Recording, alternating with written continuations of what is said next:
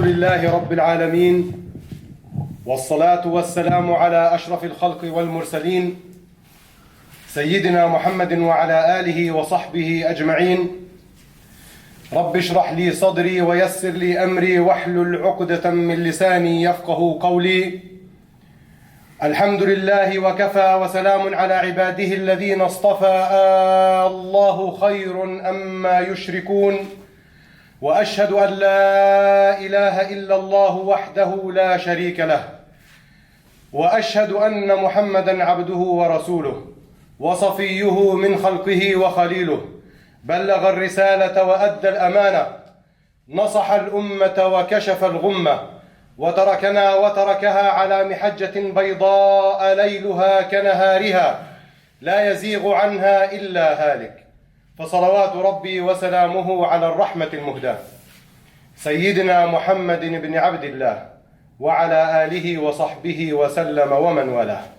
وبعد, brothers and sisters, inshallah, the topic of today's khutbah will be no compromise with jahiliyyah.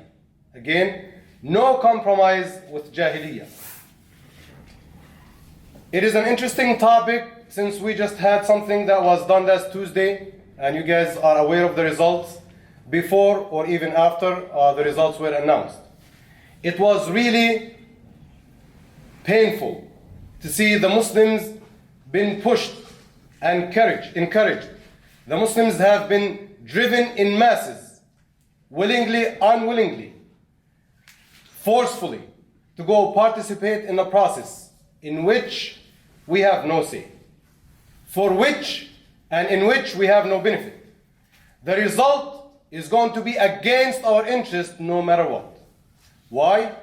Because we had a choice between evil and evil. We had a choice between kufr and kufr. We had a choice between harm and harm. It was nothing of benefit and harm, or good and bad, or kufr and iman.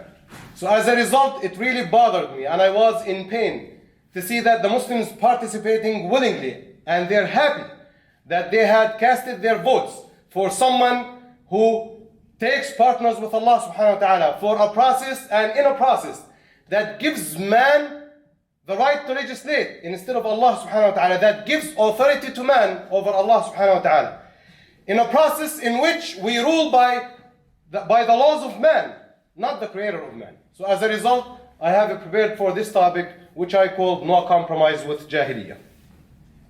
Allah subhanahu wa ta'ala says in the Quran, Bismillah ar-Rahman ar-Rahim, فَلَا تُطِعِ الْمُكَذِّبِينَ وَدُّوا لَوْ تُدْهِنُ فَيُدْهِنُونَ وَلَا تُطِعْ كُلَّ حَلَّافٍ مَهِينٍ هَمَّازٍ مَّشَّاءٍ بِنَمِيمٍ مَنَّاعٍ لِلْخَيْرِ مُعْتَدٍ أَثِيمٍ عُتُلٍّ بَعْدَ ذَلِكَ زَنِيمٍ. So it is a command from Allah subhanahu wa ta'ala. I'll translate the meaning of this ayat as I explain, inshallah. It is a command from Allah subhanahu wa ta'ala to the Prophet. This is not to us. To the Prophet sallallahu alaihi wasallam, the best of the creation, the best who have ever walked on the face of this earth, the best Allah subhanahu wa ta'ala loves. It is His Habib. It is His beloved. Allah subhanahu wa ta'ala is commanding him, is directing him, and is telling him, do not obey the liars. Do not listen to the liars. Do not yield to the deniers. فَلَا تُطِعِ الْمُكَذِّبِينَ وَدُّوا لَوْ تُدْهِنُ فَيُدْهِنُونَ. They wish you compromise so that they compromise. They wish you may yield. They wish you may give in. They wish you may give up your deen. So in return, they will give you something and call it for your support and victory. وَدُّوا لَوْ تُدْهِنُ فَيُدْهِنُونَ. They wish you compromise, so for that they will compromise. And the Prophet ﷺ never compromised. He never thought of a compromise. He never engaged in a compromise. He never addressed the Muslims to compromise. Nevertheless, Allah subhanahu wa ta'ala is warning him, is giving him, direct and immediate directions not to compromise. Why? Because that's not for the best interest of the da'wah. That's not for the best interest of the Muslims. That's not for the best interest of the day of judgment. Eventually, we're going to die. So for the best interest of this da'wah, you brothers and myself, Allah subhanahu wa ta'ala is commanding us not to compromise. And also in the other ayah, in Surah Al-Isra, Allah subhanahu wa ta'ala says, actually 2-3 ayat right after each other. Allah subhanahu wa ta'ala says to the Prophet sallallahu alaihi wasallam, وَدُّوا لَوْ تُدْهِنُوا فَيُدْهِنُوا I'm sorry. وَإِن كَادُوا لَيَفْتِنُونَكَ عَنِ الَّذِي أَوْحَيْنَا إِلَيْكَ لِتَفْتَرِيَ عَلَيْنَا غَيْرَهُ وَإِذًا لَاتَّخَذُوكَ خَلِيلًا وَلَوْلَا أَن ثَبَّتْنَاكَ لَقَدْ كِدتَّ تَرْكَنُ إِلَيْهِمْ شَيْئًا قَلِيلًا إِذًا لَأَذَقْنَاكَ ضِعْفَ الْحَيَاةِ وَضِعْفَ الْمَمَاتِ ثُمَّ لَا تَجِدُ لَكَ عَلَيْنَا نَصِيرًا. In translation of the meaning, Allah subhanahu wa ta'ala says to the Prophet that they have wished, that they have tried, that they begged, that they have engaged in action so that they may deviate you, so that they may take you away, so that you may compromise. So you have been approached with kuffar. You have been approached with people who are devious, who are vicious. You have been approached with the kuffar of Mecca who repeat themselves all over again in the past, today, and the future. What was Allah subhanahu wa ta'ala addressed to the Prophet? They wish and they will try to deviate you from that which we have revealed unto you, so that you may make up something on us, so you may lie on us, on Allah subhanahu wa ta'ala, to say that this is from Islam and it is not. وَإِن كَادُوا لَيَفْتِنُونَكَ عَنِ الَّذِي أَوْحَيْنَا إِلَيْكَ لِتَفْتَرِيَ عَلَيْنَا غَيْرَهُ. So if you do so, they will take you as a friend. What was the message that we all heard? Encouraging us to go vote. The message was, you may be accepted. They may look after your affairs. No one is going to listen to you if you don't participate. So if you compromise, if you give in, if you engage in haram for the sake of the kuffar, to please them, then they may take you as a friend. And Allah subhanahu wa ta'ala is saying to the Prophet, if it wasn't for the blessing of Allah subhanahu wa ta'ala, if it wasn't Allah who had saved you, if it wasn't Allah subhanahu wa ta'ala who had kept you affirmed and convicted on the message of Islam, you would have given up to them. You would have become someone who disobeyed Allah subhanahu wa ta'ala. In this case, this is the Prophet sallallahu alaihi wasallam. This is not me and you, brothers and sisters. This is the Prophet, the best of the creation. Allah subhanahu wa ta'ala is telling him, then if you were to do so, you would be punished twice and double the punishment in this life, and twice and double the punishment in the next life, in case you compromise, in case you thought of the compromise. So this idea of compromise and this idea of the approach that the kuffar had addressed the Prophet ﷺ with did not come out of vacuum. It came as a result of the Prophet ﷺ engaging in the da'wah. He carried the message as Allah subhanahu wa ta'ala commanded him to do so. So the kuffar, number one, they rejected the message. It was very easy for them. We do not accept, we do not believe. Then after that, the second stage of them battling the Prophet ﷺ, they said, he's a liar. He is crazy. He has been touched with or possessed with jinn. This is propaganda. So rejecting and refusing and denying the message did not work. The Prophet ﷺ continued because it's a command from Allah subhanahu wa ta'ala. Then the next step was for them is to come up with this propaganda. He's a liar, he's crazy, he's insane. That didn't work. Then what's next? Okay, social pressure. Okay, we're not gonna talk nicely about you. We're not gonna marry you. We're not gonna give you our daughters. We're gonna have your uncle disown you. We're gonna have the whole society disown you. That didn't work. What's next? Okay, it's gonna be torture. It's gonna be hostility. So the Prophet ﷺ and the companions were faced with hostility. They were faced with torture and punishment and torment in this life.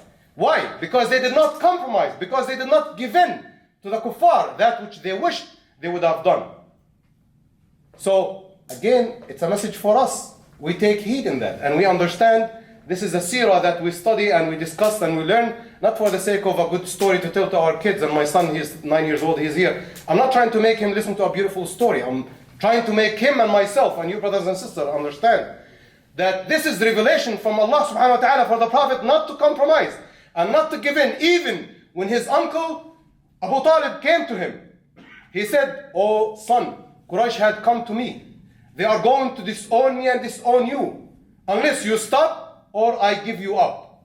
He said, the Prophet ﷺ said, "Oh my uncle, Wallahi ya am, Wallahi ya am, if they put the sun in my right hand and the moon in my left hand, and the condition that I compromise, on the condition that I give up, on the condition that I please them, on the condition that I change or deviate from this message, I will not do so. Unless Allah subhanahu wa ta'ala make this deen victorious, or I die in the attempt. With that, inshallah, أقول قولي هذا وأستغفر الله العظيم لي ولكم فيا فوز المستغفرين استغفر الله.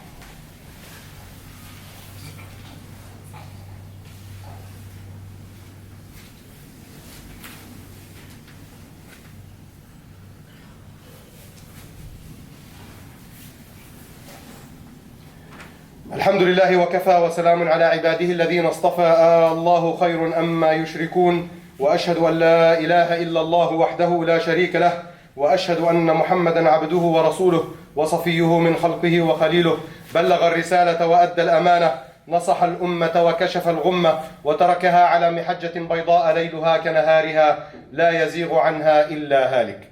اللهم صل وسلم وبارك على الرحمة المهداة محمد بن عبد الله وعلى آله وصحبه وسلم ومن والاه.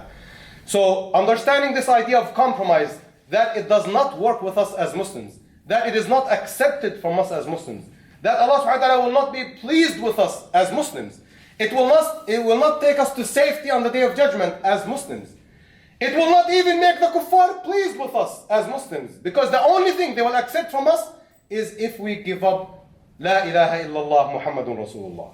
And if somebody is going to start engaging in the idea of compromise, starting to give in, starting to accept from the kuffar one thing at a time, then the next thing we know is that that person had left the circle of Islam. May Allah subhanahu wa ta'ala protect us all from that. So as a result, what should we do? Compared to this idea of compromise, we can say loud and clear, there is no compromise with jahiliyyah and ignorance. There is no compromise with kufr and disbelief. We have to say it loud and clear. We're not shy to say it, and we're not hesitant to say it, and we're not afraid to say it. I remember in the year of 2001, after September 11, and again, probably some of you were not here or you were very, very young.